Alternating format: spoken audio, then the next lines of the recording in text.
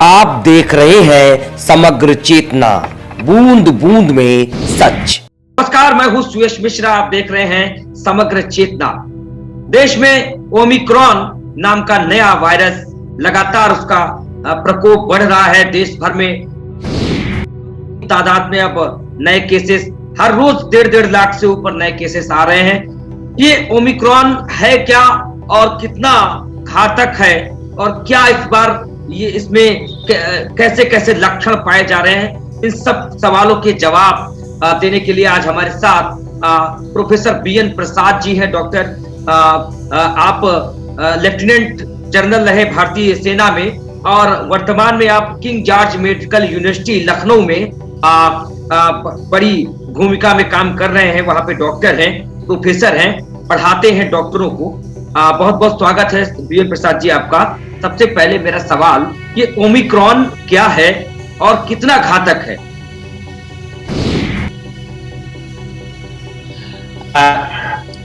नमस्कार मिश्रा जी, आपको मैं धन्यवाद देता हूं।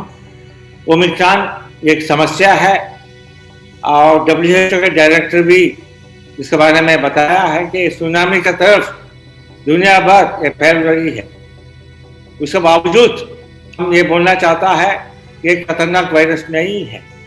ओमिक्रॉन एक ग्रीक शब्द है, ग्रीक का अल्फाबेट है 15, अल्फाबेट 15 उसका है, सीक्वेंस में 15 है। तो ये म्यूटेंट वायरस है। ये म्यूटेंट वायरस दो प्रकार उसका बिहेवियर होता है। एक है कि डेल्टा वायरस ने देखा होगा, ये बहुत डेंजरस भी था, हाईली विरुलेंट भी था और इन्फेक्शियस था। और ये है इन्फेक्शियस है, ट्रांसमिशन बहुत जल्दी से दूसरे को फैल जाता है, लेकिन खतरा नहीं है। क्योंकि 2 स्टडीज उन्होंने किया है यूनाइटेड किंगडम में। हॉस्पिटल एडमिशन कम है, सीवियर केसेस कम है और किसको इम्यूनिटी अच्छा है, इसके बारे में बहुत चिंतित होने की जरूरत नहीं है। लेकिन अपना प्रिकॉशन तो लेना पड़ेगा, क्योंकि कुछ लोग हैं वैक्सीन हुआ नहीं है और एल्डरली पॉपुलेशन है, वो वल्नरेबल है, उसको माइल्ड इन्फेक्शन भी सीवियर हो सकता है। इसलिए हम लोग प्रिपेयर्ड होना चाहिए प्रिवेंट करने के लिए और सशक्त होना चाहिए और हर तरह से उसको प्रिवेंट करना है। वैक्सीनेशन का बहुत जरूरी है, मतलब किसको अभी तक वैक्सीनेशन कंप्लीट नहीं हुआ है वो 2 डोज लेना बहुत जरूरी है। बूस्टर डोज की जरूरत है, ये बोलना बहुत मुश्किल है, लेकिन बूस्टर डोज देने से कुछ फायदा हो सकता है। कोई वल्नरेबल पॉपुलेशन है, एल्डरली पीपल है और कोविड वॉरियर्स है, इसके लिए बूस्टर डोज देने से शायद कुछ फायदा हो सकता है। लेकिन हम जागरूक होना चाहिए और मैं ये बोलना चाहता हूँ, इसके बारे में आप इतने एंग्शियस होने की जरूरत नहीं है। कब यह डेल्टा वायरस हुआ तो लोगों का मन में बहुत गंभीर चिंतन आया था और लोग उससे बहुत दुखी हो गया था और साइकोलॉजिकल इफेक्ट बहुत हो चुका था और हॉस्पिटल एडमिशन भी बहुत बढ़ गया था, मृत्यु भी बहुत हुआ था। लेकिन सेकेंड वेव में हमको काफी कुछ एक्सपीरियंस मिला है। हमारा आईसीयू इम्प्रूवमेंट हो चुका है, ऑक्सीजन का बंदोबस्त हो चुका है। तो अभी थर्ड वेव आएगा तो हम उसको अच्छा तरीके से फेस कर सकते हैं। जागरूक बहुत जरूरी है। अभी आरटीपीसीआर टेस्ट कर लिया, टेस्ट करने के बाद हमारा संख्या बढ़ गया, लेकिन ओमिक्रॉन है उसका नंबर इतना ज्यादा नहीं है, तकरीबन 5000 है, क्योंकि उसके लिए हम स्टडी करना पड़ता है। उसको बोलते हैं जेनेटिक सीक्वेंसिंग। ये जेनेटिक सीक्वेंसिंग हर जगह में नहीं होता है। कब आप जेनेटिक सीक्वेंसिंग करेगा तो आपको ज्यादा से ज्यादा ओमिक्रॉन मिलेगा। ओमिक्रॉन क्या है? ये साउथ अफ्रीका में नवंबर में पिछले साल उन्होंने कब इसको जेनेटिक सीक्वेंसिंग किया, उसमें पता चला कि ये थोड़ा अलग टाइप का वायरस है। ये वायरस ऑफ कंसर्न, ये कोविड वायरस है, उसको बोलते हैं B.1.1529 और ये मैं बोला म्यूटेंट वायरस है। मैं आपको बोलना चाहता हूँ, मेरा विचार से मैं इंग्लिश में बताना चाहता हूँ, mutant virus which is highly infectious but it is not lethal like delta virus। मतलब ये इन्फेक्शन बहुत जल्द से जल्दी सकता है लेकिन इतना सीरियस नहीं। लेकिन कब बहुत लोगों को ये इन्फेक्ट हो जाता है, उसमें आपका नंबर बढ़ जाएगा, उसमें कुछ लोग सीरियस केसेस हो जाएगा। अभी आपको बोलना चाहता हूँ, देखिए अभी इंडिया में तकरीबन 2 लाख केसेस पॉजिटिव हो गए। ये 2 लाख केस में कितना लोगों का मृत्यु हुआ है? Less than 500। कब डेल्टा वायरस का इन्फेक्शन हुआ था, डेली 4 लाख केसेस रिपोर्टिंग होता था और तकरीबन 4000 लोग मृत्यु होता था। तो इससे हमको यह पता चलता है कि ये वायरस है, इतना खतरनाक नहीं है। और पैंडेमिक आप स्टडी करेगा, उसमें 2 चीज आपको नजर आएगा। एक तो पहले पैंडेमिक बहुत सीवियर होता है, उसके बाद उसका लहर प्रकोप कम हो जाता है और उसके बाद बंद हो जाता है जी। यानी वायरस अभी पैंडेमिक है वो पीकिंग हो गया, पीकिंग हो गया, अभी वो डिक्लाइनिंग टेंडेंसी। जी, वायरस का प्रकोप, जी वायरस का प्रकोप आपके हिसाब से अब कम है। लेकिन मेरा सवाल आपसे है, जिन लोगों ने वैक्सीन लगवा ली है, जिन्होंने दोनों डोज लगवा ली है, उन पर ये वायरस कितना प्रभाव डालेगा? जिन्होंने 1 डोज लगवाई है उन पर कितना प्रभाव डालेगा? और जिन्होंने अभी तक वैक्सीनेशन नहीं कराया है उन पर ये प्रभाव कितना डाल सकेगा? क्या वैक्सीनेटेड व्यक्ति इस ओमिक्रॉन से बच सकता है पूरी तरीके से? देखिए, वैक्सीनेशन से आपका बॉडी का इम्यूनिटी थोड़ा बढ़ सकता है, लेकिन नेचुरल इन्फेक्शन भी हिंदुस्तान में हो चुका है। फर्स्ट वेव में, सेकंड वेव में उन्होंने स्टडी किया, एंटीबॉडीज टेस्ट किया, 60% of the Indian population is already infected. अभी आप हमारा 150 मतलब 150 1.5 बिलियन वैक्सीनेशन हो चुका है। 100 कोर्स मतलब 150 करोड़ वैक्सीन हो चुका है, फर्स्ट डोज दे चुका है, ठीक है। और कुछ लोगों को अभी सेकंड डोज भी हो चुका है, ठीक है। किसको फर्स्ट डोज मिला, सेकंड डोज मिला है, उसका इम्यूनिटी ऑलरेडी बढ़ चुका है, हर्ड इम्यूनिटी एक तरफ से है, उसके बाद वैक्सीनेशन हो चुका है। मतलब तकरीबन 70% of population is already having some degree of immunity. Elderly population है, आप वैक्सीन देने के बावजूद इम्यूनिटी 100% नहीं होता है, तो एल्डरली पॉपुलेशन थोड़ा प्रोटेक्ट मतलब जागरूक होना चाहिए। चिल्ड्रन पॉपुलेशन है, उसका बॉडी इम्यूनिटी तकरीबन अच्छा ही है। अभी चिल्ड्रन वैक्सीनेशन तो अभी शुरू हो चुका है, लेकिन कब डेल्टा वायरस का प्रकोप था उसी समय चिल्ड्रन को हमने वैक्सीनेशन नहीं किया था, उस बावजूद चिल्ड्रन को इतना सीरियस इन्फेक्शन नहीं हुआ है। मेरा कहने का मतलब है चिल्ड्रन लोगों का इम्यूनिटी थोड़ा अच्छा है, एल्डरली पॉपुलेशन इम्यूनिटी थोड़ा कम है। वैक्सीनेशन करने से तो इम्प्रूवमेंट हो सकता है, लेकिन 100% इफेक्टिव नहीं है। वैक्सीनेशन किसको दिया, उसमें हमको स्टडी से ये पता चल गया कि आईसीयू एडमिशन का संख्या कम हो गया, डेथ रेट कम हो गया। वैक्सीनेशन से 70 to 90% प्रोटेक्शन है। और कब ये वेरिएंट बदलता है, अपना चेहरा बदलता है, तो वैक्सीन इफेक्टिव है क्या? मैं बोलता हूं ये जनरलाइज इम्यूनिटी बढ़ेगा वैक्सीन देने से, तो वैक्सीन इफेक्टिव पक्का है, वैक्सीन लगाना चाहिए। मेरा हिसाब से बूस्टर डोज की इतना जरूरी नहीं है। बूस्टर डोज देना है तो सेलेक्टेड पॉपुलेशन को दे सकता है, लेकिन 2 डोज देना जरूरी है।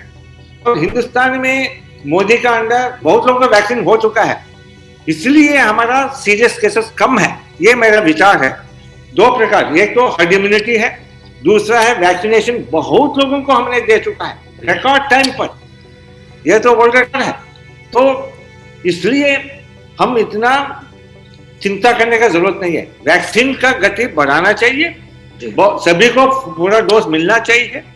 और दूसरा है हमारा वो नॉर्मल पब्लिक हेल्थ बिहेवियर होता है ना, 2 गज दूरी, उसके बाद मास्क पहनना है और बाहर खांसी नहीं करना है, आइसोलेशन करना, वो तो हम हमेशा करना चाहिए। जी बिल्कुल। ये फायदा क्या है? फायदा है कि इन्फेक्शन नहीं होगा, एडमिशन रेट कम हो जाएगा, बस यही बात। बिल्कुल, आप ये बचाव तो करने की जरूरत है, हर व्यक्ति को बचाव करने की जरूरत है, लेकिन वैक्सीनेशन के साथ साथ इसके लक्षण, चूंकि ये नया वेरिएंट है, इसके लक्षण में भी क्या कुछ परिवर्तन आए हैं? कैसे व्यक्ति पहचान पाएगा? क्या वही पुराने जो कोरोना वायरस के लक्षण थे? ये बोलना चाहता हूँ, लक्षण में ज्यादा परिवर्तन नहीं आया। अभी 2 दिन का पहले एक पेशेंट मेरे को टेलीफोन किया जी, वो क्या बोल रहा, मैंने टेस्ट करवाया, मैं पॉजिटिव था। और मैं बहुत चिंतित, मेरा मिसेस भी पॉजिटिव। अरे कैसे पॉजिटिव निकला? मेरे को बताया सर क्या हुआ कि मेरा दोस्त का पिताजी मर गया, वो कोविड पॉजिटिव था, तो इसलिए मैंने सोच समझ कर मैंने फिर आरटीपीसीआर करवाया। मैंने उससे पूछा दोस्त को कोई प्रॉब्लम है क्या? उन्होंने बोला दोस्त को कोई प्रॉब्लम तो है नहीं। ठीक है, ये बताइए कि आपको कोई लक्षण है क्या? नहीं नहीं, मैं जर्नलिस्ट हूँ, मैं बात करता रहता हूँ, कभी कभी गला बैठता है, बुखार नहीं है, खांसी नहीं है, सिर्फ गले में थोड़ा खुजली हो रही है और कोई लक्षण नहीं है। लेकिन चिंतित हो गया, तो मैं से पूछा मैं ये फ्रूट खाऊं, ये दवाई खाना क्या? मैंने बोला कुछ नहीं करो, कोई चिंता नहीं करो, ठीक है, आप आइसोलेट रहो, 10 दिन के बाद आप टेस्ट करवाओ, आप नेगेटिव हो जाएगा। मेरा कहने का मतलब है कितना मैंने देखा हूँ ये ओमिक्रॉन केसेस को, उसमें माइल्ड सिम्टम्स है, सीरियस सिम्टम्स नहीं है। पहले क्या होता था, डेल्टा टाइप पर खांसी होता था, उसके बाद बुखार तेज होता था और श्वास लेने में दिक्कत होता था। अभी कितना लोगों से मैं पूछा श्वास में कोई दिक्कत है, तो किसी को दिक्कत नहीं है जी। सीरियस लक्षण क्या है? सीरियस लक्षण है एक तो श्वास का तकलीफ, श्वास लेने में तकलीफ, और दूसरा है ऑक्सीजन लो होना। किसी को ऑक्सीजन लो नहीं हुआ। मैं वो मित्र से पूछा अरे आपका ऑक्सीजन लेवल क्या है? वो बोला 99% है। पल्स कितना है? 72 है। मतलब वो बहुत चिंतित था। और वो मेरे से पूछा अभी मेरा घर में कोविड किट भेजा है, मैं खाना क्या? मैंने बोला यार इससे ज्यादा फायदा तो है नहीं, क्योंकि आपको कोई ऐसा कोई लक्षण नहीं है और ये दवाई खाने से कोई इसको तो कुछ ज्यादा फायदा तो नहीं होगा, और दवाई खाने से कभी नुकसान भी हो सकता है। आपको जरूरत है, कभी आप समझते हैं कि आपको ज्यादा प्रॉब्लम है, तो तुरंत डॉक्टर के पास रिपोर्ट कीजिए, उसके बाद क्या उचित है हम उसको स्टार्ट कर देंगे। सेल्फ मेडिकेशन करने से इतना फायदा नहीं है, जागरूक होना चाहिए, लेकिन घबराने का कोई जरूरत नहीं है। जिसको पॉजिटिव है, बुखार नहीं है, ज्यादा खांसी नहीं है और सांस लेने में कोई दिक्कत नहीं है, ऑक्सीजन लेवल सही है, तो अपने आप कोविड ठीक हो जाए। अपना 4-5 दिन थोड़ा माइनर सिम्टम्स हो जाता है, उसका बाद वो रिकवरी हो जाता है। 10 दिन में आप टेस्ट करवाइए तो पॉजिटिव हो जाएगा। जागरूक होना चाहिए, घबराने का जरूरत नहीं। किसको आरटीपीसीआर पॉजिटिव है वो आइसोलेट होना चाहिए, और कब उसका लक्षण होता है तो डॉक्टर से संपर्क कराकर पूरा मतलब टेस्ट करवाकर, जरूरत पड़े तो एडमिशन का जरूरत हो तो एडमिशन होना चाहिए। यानी डिसाइड करेगा उसको क्या दवाई लेना है, ये मेरा विचार है। यानी कि बहुत ज्यादा घबराने की जरूरत नहीं है। इस बार का जो ओमिक्रॉन वायरस है, इससे पॉजिटिव होने के बाद भी लोगों को हॉस्पिटलाइजेशन होना बहुत ज्यादा जरूरी नहीं है। हॉस्पिटलाइज लोग कम हो रहे हैं, आईसीयू में लोग कम जा रहे हैं। फिर एक सवाल है, क्या इस बार जो ओमिक्रॉन अटैक हो रहा है, पॉजिटिव लोग हो रहे हैं, इसके बाद ऑक्सीजन की उन्हें कितनी जरूरत पड़ रही है? क्योंकि इससे पहले वाले वायरस में लगातार ऑक्सीजन की कमी की बात कही जा रही थी जी। तो वो सही है। देखिए हिंदुस्तान ये बहुत बड़ा आबादी है। देखिए हमारा पॉपुलेशन है 140 करोड़ तकरीबन जी, ठीक है जी। अभी इमरजेंसी बहुत होता है हिंदुस्तान में, रोड एक्सीडेंट से लेकर इन्फेक्शन से लेकर अनकॉन्शियसनेस, स्ट्रोक से लेकर ये हर इमरजेंसी ऑक्सीजन का जरूरत है, हमारे आईसीयू बेड का जरूरत है।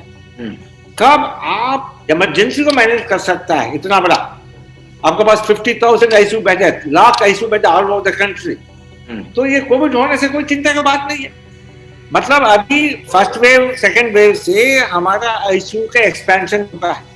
मैं आपको बोलना चाहता हूँ, केजीएमयू में मैं कब बंद किया था, उसी टाइम में आईसीयू बेड तो तकरीबन 200 बेड था, बाद वो बढ़ाकर अभी हमारे पास कोविड के लिए तकरीबन 1000 बेड है, पूरा ऑक्सीजन का बंदोबस्त है।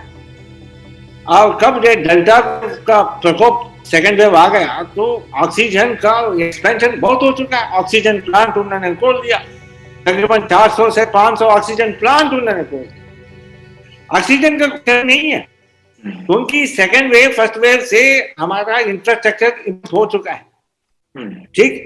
तो घबराने की जरूरत नहीं है, ऑक्सीजन पक्का मिलेगा, क्योंकि हमारा पास्ट एक्सपीरियंस से हम जागरूक हो चुका है, इंफ्रास्ट्रक्चर डेवलप हो चुका है, तो घबराने का बात नहीं।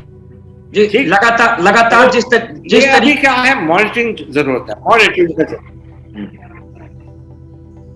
की जरूरत है। अभी हर हॉस्पिटल में जाकर चेक करना चाहिए कि व्यवस्था पूरा है क्या और कोई कमी है क्या। ठीक है, क्योंकि ये कमी को दूर करने के लिए सेकेंड वेव में पूरा कोशिश हो चुका है, एक्सपेंशन हो चुका है। अभी उसका फंक्शनैलिटी देखना है, वो काम करता है नहीं करता है। ठीक, ये जरूरी है, मॉनिटरिंग सिस्टम बहुत इंपॉर्टेंट है। मेरे ख्याल से ऑक्सीजन का कमी इस बार नहीं होना चाहिए, क्योंकि ऑक्सीजन रिक्वायरमेंट भी इतना जरूरत नहीं है और कमी भी नहीं होना चाहिए, ये मेरा विचार है। जी बिल्कुल, ऑक्सीजन की कमी नहीं होना चाहिए, क्योंकि लोगों की रिक्वायरमेंट इस बार जो इस वायरस है इस पे ज्यादा रिक्वायरमेंट भी ऑक्सीजन की नहीं आ रही है। क्या ये वायरस अब कमजोर हो रहा है? कब तक इसका अटैक रहेगा? क्योंकि लगातार केसेस बढ़ रहे हैं, कब तक आपको लगता है कि डाउन होंगी चीजें? ठीक है, ये वायरस है, देखिए ये पहला बार हमारा बॉडी के अंदर घुस गया था। पहले ये वायरस नहीं था, ये बैट में था। कब ये वायरस पहले बार हमारे शरीर में आता है तो वो थोड़े सीरियस हो जाते हैं और उसका प्रकोप थोड़ा लंबा रहता है। फर्स्ट वेव आएगा, सेकंड वेव आएगा, थर्ड वेव आएगा, फोर्थ वेव आएगा। लेकिन फर्स्ट वेव थोड़ा कम था, सेकंड वेव बहुत ज्यादा था, थर्ड वेव थोड़ा कम हो जाएगा और फोर्थ वेव और कम हो जाएगा, कमजोर हो जाएगा, उसका बाद ये बंद हो जाता है। वो कब हमारा ये संक्रमण हो जाता है और ग्लोबल मतलब ऑल ओवर द वर्ल्ड ये मतलब इन्फेक्शन नहीं होता, हम उसको बोलता है एंडेमिक मतलब कुछ जगह में ये बीच बीच में कुछ केसेस आएगा। ये इन्फ्लुएंजा वायरस हमने स्टडी किया है। स्पेनिश फ्लू कब हुआ था, मतलब पिछले सेंचुरी में, दैट इज 1919 को बहुत लोग उसमें मृत्यु हो गए। 25 साल के बाद दोबारा उसका पैंडेमिक हो गया, संख्या कम हो गया। अभी 2000 में कब ये प्रॉब्लम हुआ तो इतना ज्यादा प्रॉब्लम नहीं हुआ, वैक्सीन आ गया और उसके बाद एक दवाई भी आ गया। अभी H1N1 का प्रकोप नहीं आया। दो चीज मैं आपको बोलना चाहूँ, एक तो वैक्सीन हमारे पास है और दूसरा कुछ दवाई भी आजकल आया है, एंटीवायरल दवाई आया है। तो इससे क्या होता है, ये पैंडेमिक खत्म हो जाएगा। ये अभी थर्ड वेव आ सकता है, अभी थर्ड वेव ही है, आप सोच लीजिए अभी थर्ड वेव, लेकिन इतना सीरियस नहीं है और थोड़ा देर के बाद कम हो जाता है। ये वायरस का मैंने स्टडी किया, ये कब विंटर मंथ्स में। अब देखिए यूएसए अभी विंटर चल रहा है, अभी उसका संख्या बढ़ रही है। डेल्टा वायरस भी सेम हुआ था, विंटर के टाइम पर वहां बढ़ गया था। अभी ये धीरे धीरे से 1-2 महीने में कम हो जाएगा। बिल्कुल, 1-2 महीने और एक वेव आएगा 2-3 महीने के बाद, बस 1-2 महीने के बाद और एक वेव आ सकता, वो और थोड़ा कमजोर हो जाएगा, उसके बाद बंद हो जाएगा। बिल्कुल। तो ये थे हमारे साथ प्रोफेसर BN प्रसाद, जो कि KGMU में प्रोफेसर हैं। उनका साफ तौर पर कहना है कि जो ओमिक्रॉन वायरस है ये कुछ समय तक रहेगा, जल्दी ये कम हो जाएगा। इसके बाद अगर और दूसरा वायरस आया तो उसकी भी वो गति नहीं रहेगी, उसकी क्षमता कम रहेगी, वो इतना प्रभावशाली नहीं रहेगा। घबराने की जरूरत नहीं है, लेकिन सुरक्षित रहने के लिए आपको मास्क और सैनिटाइजर जो प्रोटोकॉल है उसका पालन करने की जरूरत है। सुरक्षा ही बचाव है। देखते रहे समग्र चेतना। नमस्कार।